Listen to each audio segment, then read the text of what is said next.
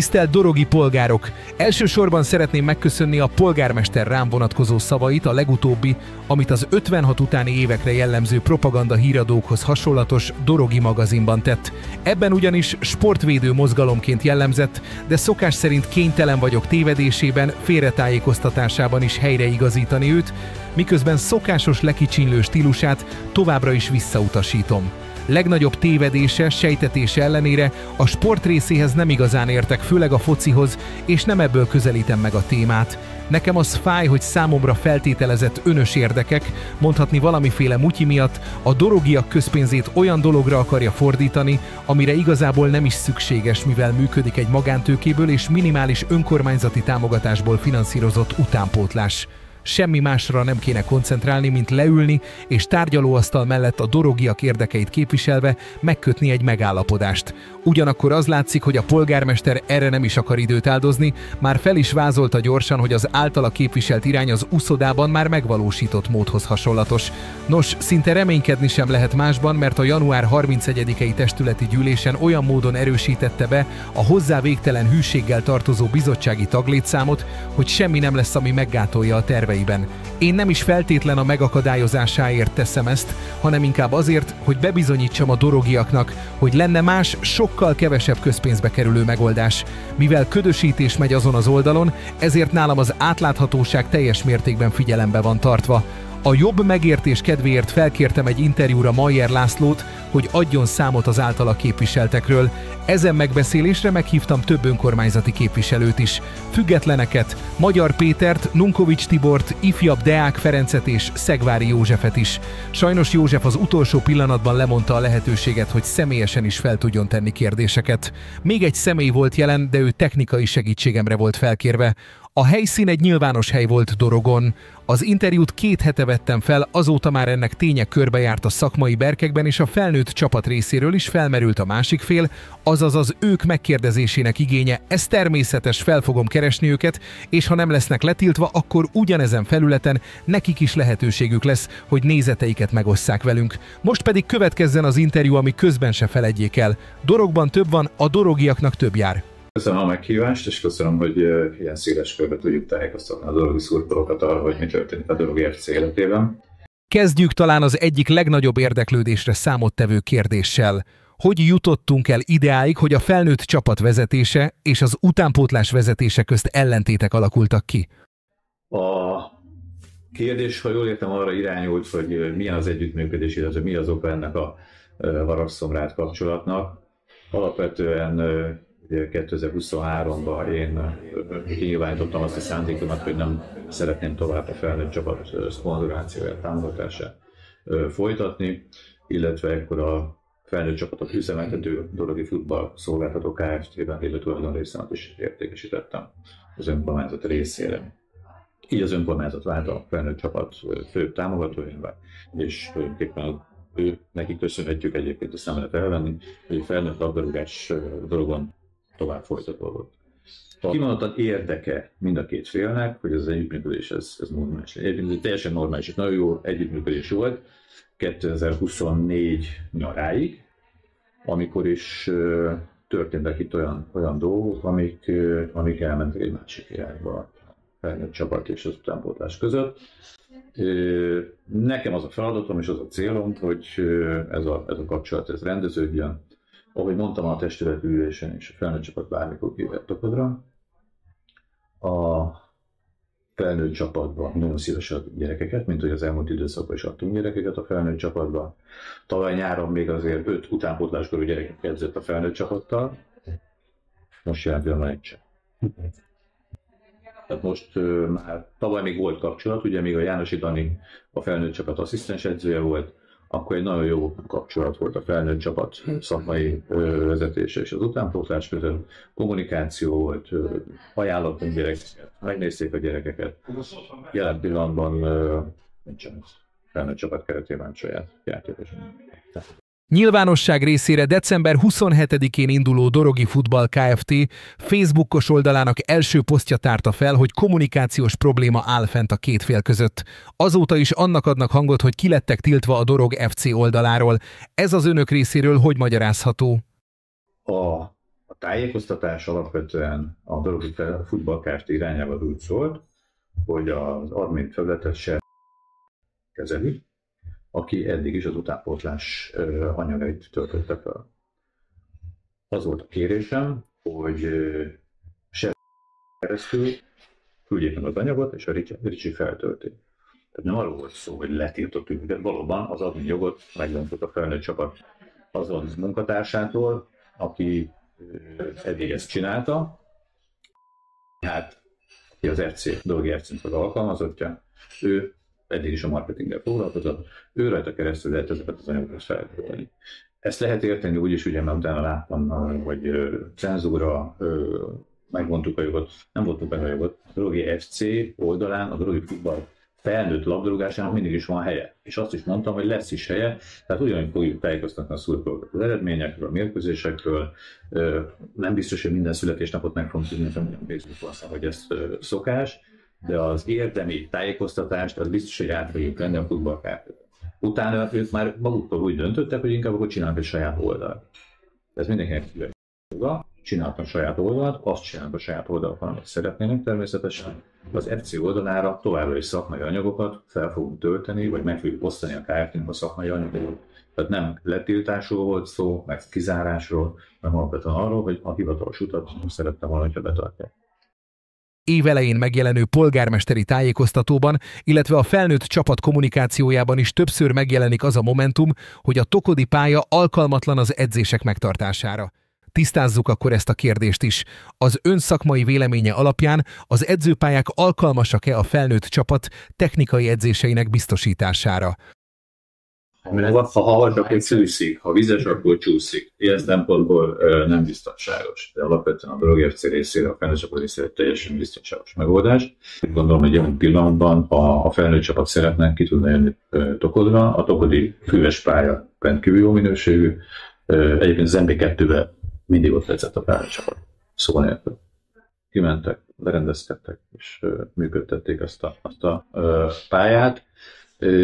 Jelen pillanatban például most már se kerestek minket, hogy szeretnének Tokodon edzeni. Tehát ez tényleg szép dolog, hogy edzenek Esztergomba, Ferbálon, meg Táton, de ott van a Tokodi pálya. Nyugodtan lehet edzeni rajta, természetesen annak bizonyos feltételeivel, amelyekről csak le kéne ülni és meg kéne beszélni, hogy ezek mik ezek a feltételek.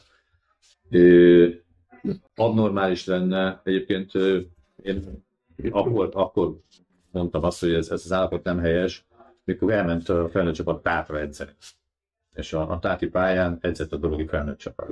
Nekem, mint a Dorogi FC elnökének az a legnagyobb szívfájdalma volt, hogy egy csapat és felnőtt csapat a Dorogi FC elmegy Tátra, és nem bántam a tátiakat, de ott van nekünk egy edzőpálya, egy komplexum, oda be lehet jönni, ha akarnak.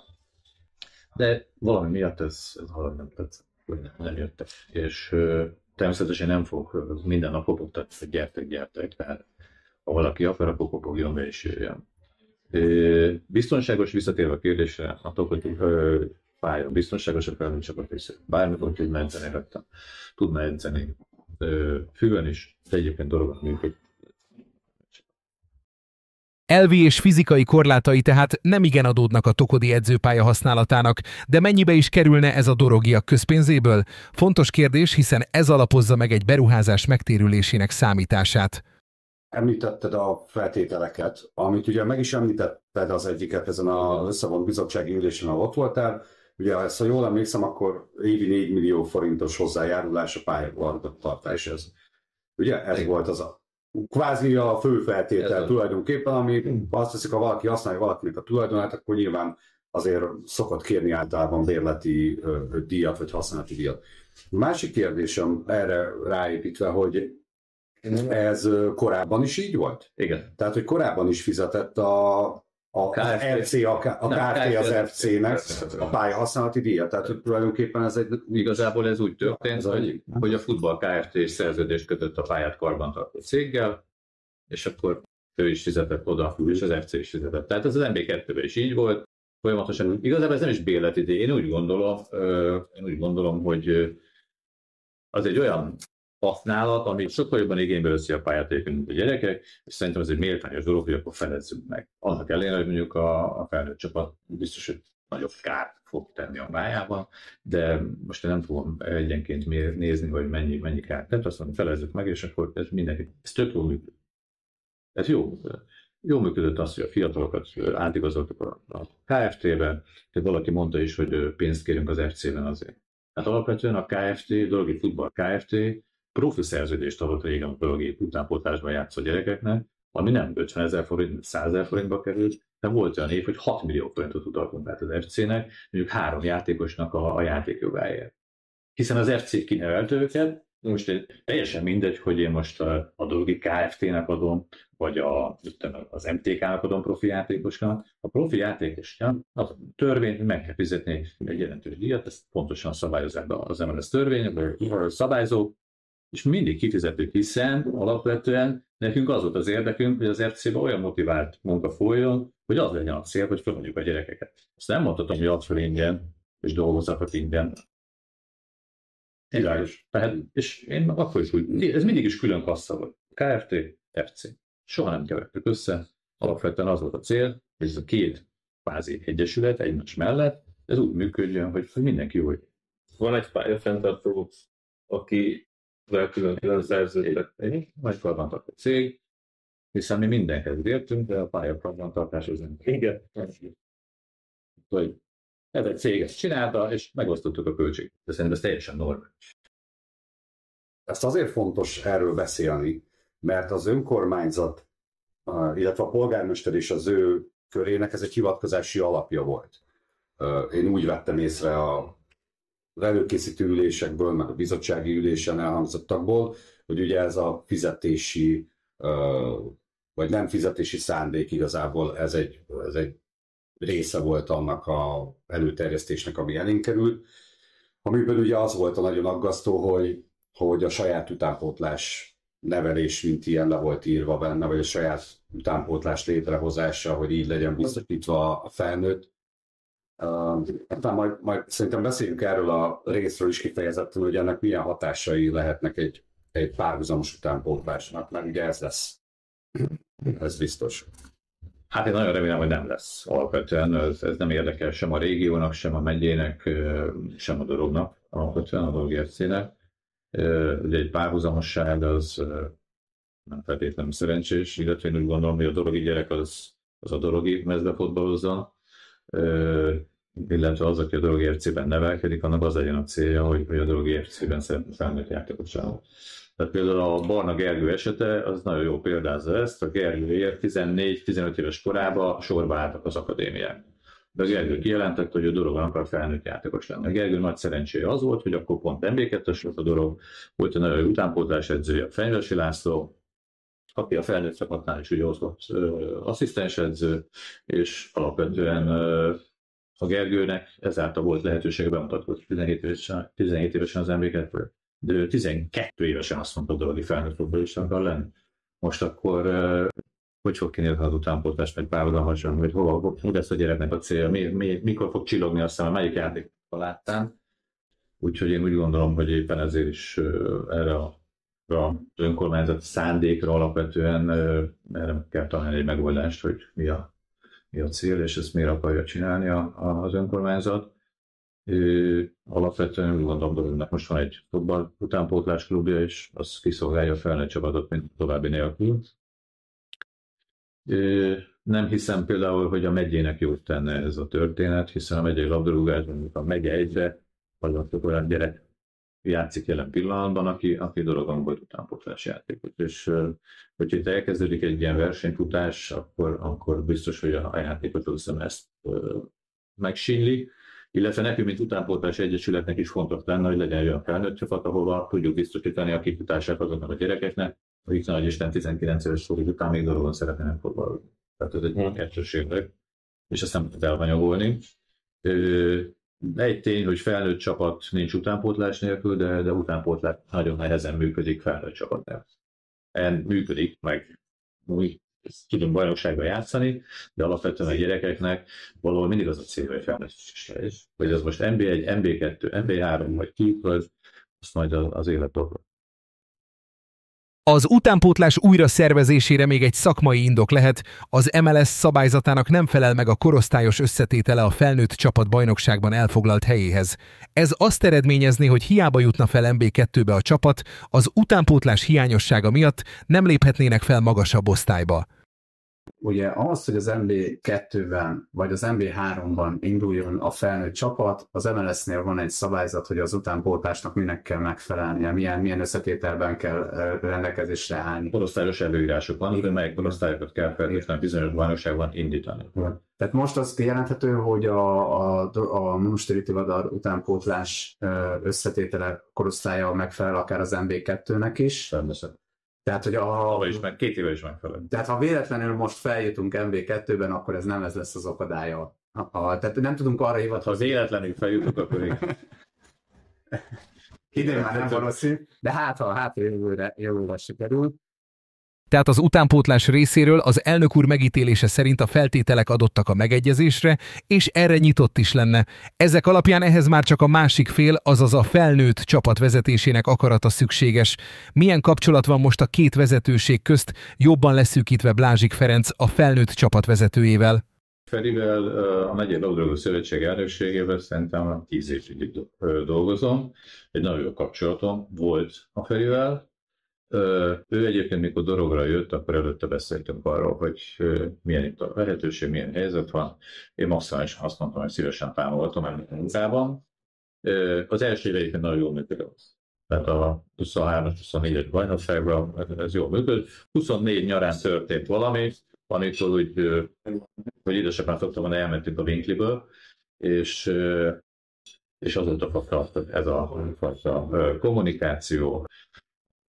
Ezt én úgy gondolom, hogy ők tudják megoldani, ezt nem én fogom megoldani. Egyébként a mai nap manapság nem nagyon szoktunk beszélni, ő nem keres, meg nagyon őszintén én sem. A szakmai stábok szoktak beszélgetni, hiszen az edzőink kommunikálnak, de a mi szintünkön jelen pillanatban nem sok kommunikáció. Hát mivel indulatilag közösen a céli folyamatos így van kommunikáció, tehát ez szakmai munkában mindenféleképpen kell, hogy ez egy elengedhetetlen kommunikáció. Ez egyébként nagyon érdekes az MB2-ben is minden edző, aki itt volt, a német Szabolcs, a Schindler Szabolcs, a Márian Szlükáig, hogy a fenyvesési oldatlan kapcsolatot utánpótlással, de jöttek megnézni az utánpótlás mérkőzésünk, akár edzéseket is. Foci után nem annyira érdeklődő dorogi polgárok részéről jogos kérdés, hogy az eddigiekben folytatott konstrukció milyen ráfordítást igényelt a közpénzünkből. A kormányzat az támogatta egyébként az utánpótlást? Az önkormányzat minden évben, ugye régen 15 millió forinttal támogatta a dorogi labdarúgást effektíve pénzformájában. Abból 4 millió ment a felnőtt csapat, az 11 millió ment az utánpótlásra, és ezen belül ugye az önkormányzat fenntartotta a Buzánszky stadionnak a létesítményét, ez teljesen önkormányzati költség volt, amit ugye az utánpótlás így használt részt, elsősorban az öltözőket és a működésre. Én ebben nagyon bízom, hogy ez folytatódik, de egyelőre még úgy tudom, nincsen költségvetés, nekünk most kell leadni csütörtökig a kvázi pályázatunkat erre a támogatásra. Igazából én azt kértem ebben a levélben, hogy szeretnénk megkapni ugye azt a támogatást, mint eddig, és akkor fekete várjuk majd a döntést, hogy ezt kapjuk-e, vagy nem kapjuk majd. Tehát ez a 11 millió forint, ez a 11 millió forint az utánpótlásra. Valahol gyerekekre. Igen. Sajnos meg kell szakítsam az interjút ennél a résznél. Tegnapi napon kiderült az, amit már akkor is sejteni lehetett. A dorogi önkormányzat vezetése a támogatást megvonta a dorogi és környékbeli gyerekektől, a dorogi felnőtt csapat utánpótlásától. Kapunk-e valaha a polgármestertől erre értékelhető választ? Kétlem. De mennyire lehet gond 11 millió forint támogatás annak a városnak, aminek 9 milliárd az éves költségvetése, és még egy hónapja 90 millió forintért akart társtulajdont szerezni a Tokodi pályában. Az is kérdés, hogy mennyire kicsinyesnek kell ahhoz lenni, hogy egy tervek szerint újra szervezett utánpótlás megalakulásáig sem tartja a gyerekek érdekeit előrébb valónak. A képviselőtestület nagyobbik része pedig el fogja fogadni, ez a szégyen rájuk fog ragadni örökre. Most pedig folytatom az interjút. Igen. Úgyhogy, és hát továbbra is szeretnénk a Buzánszky stadionnak a létesítményét használni, hiszen a 6 évesektől 10 éves korosztályig ők rendszeresen itt vannak, és e feletti korosztályok vannak tovább. Tehát ők a műfüvest használják. Kis füves használják elsősorban, illetve a két pálya, vagy a pálya mögötti kis füves területet.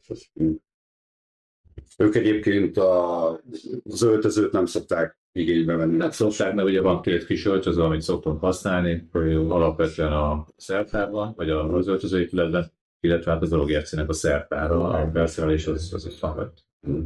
Azt használjuk. Hát egy részét azt én nem vitatom, hogy az önkormányzat által fenntartott stadion egy részét, vagy az utánpótlást is használja. És hát ezt párhuzamosra is szeretnénk, ha biztosítaná az önkormányzat a részünket. Én soha nem fogom azt mondani, hogy akkor most mindenki gondolunk. Ez az önkormányzatnak a kompetenciája, hogy használhatjuk a jövőben, vagy nem használhatjuk. Én nagyon remélem, hogy ebben nem lesz változás, hiszen azért dorogi gyerekekről van szó, vagy dorogkörnyű, és dorogi gyerekek is. Azért ezek a gyerekek dorog színekben indulnak mindenhol, a hátukon a mezen dorogban, a dorog városának a hírét viszik.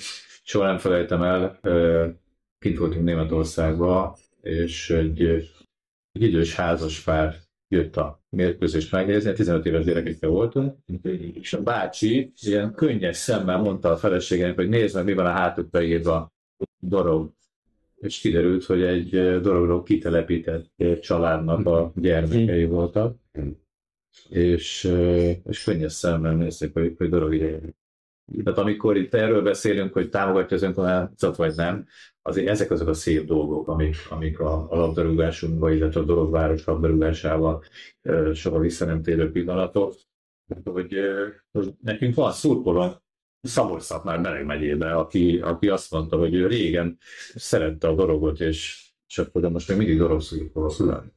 Tehát dorogvárosával egyébként az elmúlt 10 évben a sajtó biztos, hogy a labdarúgás tekintetében foglalkozott a legtöbbet. Nem hiszem, hogy más területen ennyire premierplánban volt.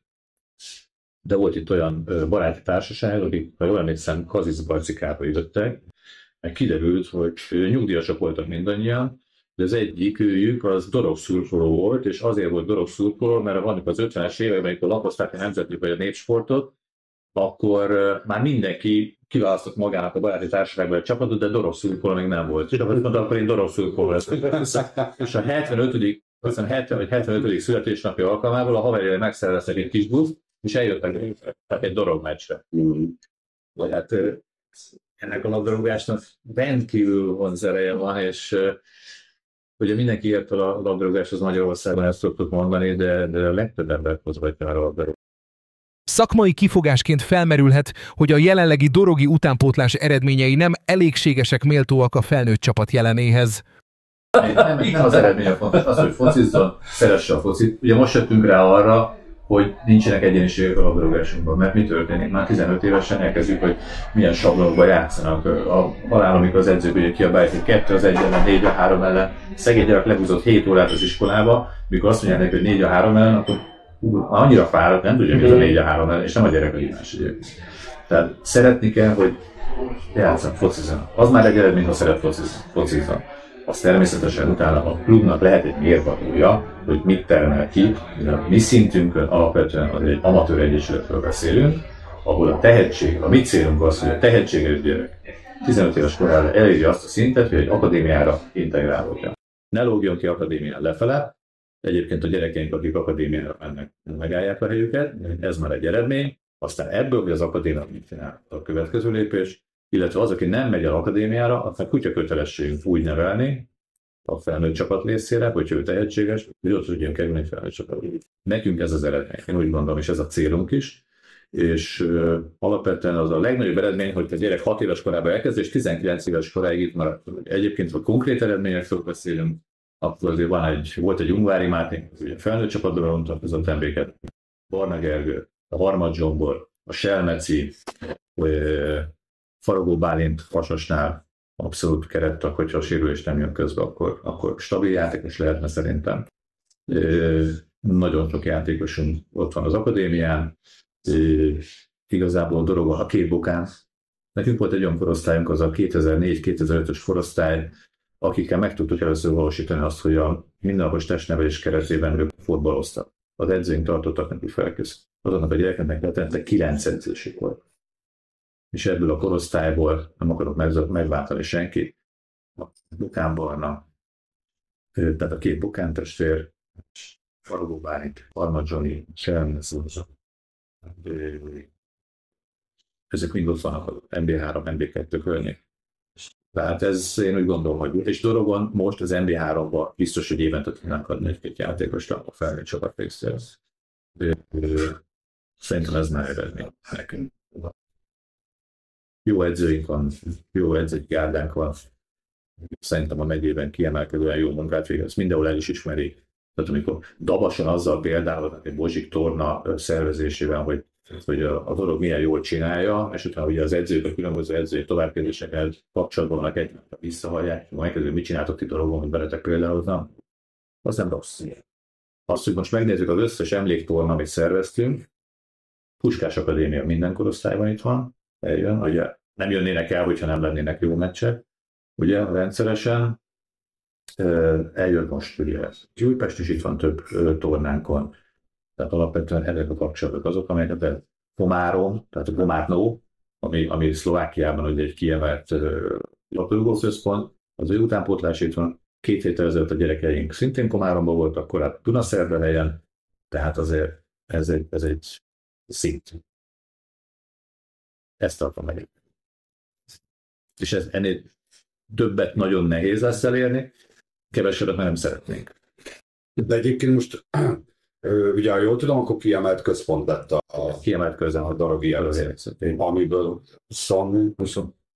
25 van az országban, és ráadásul ebből top 5, ugye? Top 5-ben van a... Ezt itt nem hivatalosan nem kaptuk meg, de ott voltunk az elején, azt mondjuk. De hát akkor is 25 körzetközpont van, ugye 100 valány körzetközpont volt az országban, ahol benne lenni a 25-ben szerintem nem rossz. Igen. Ha azt veszük, hogy van ugye a 8 kiemelt akadémia, van a 20 tehetségközpont, 20 vagy 21 tehetségközpont, és utána jövünk. Az nem rossz. Jó csapatokkal játszanak a gyerekek, színvonalas meccseket tudnak játszani bizonyos korosztályokban. Tehát ennél többet felmentően nem lehet ezen a szinten elérni, úgy gondolom.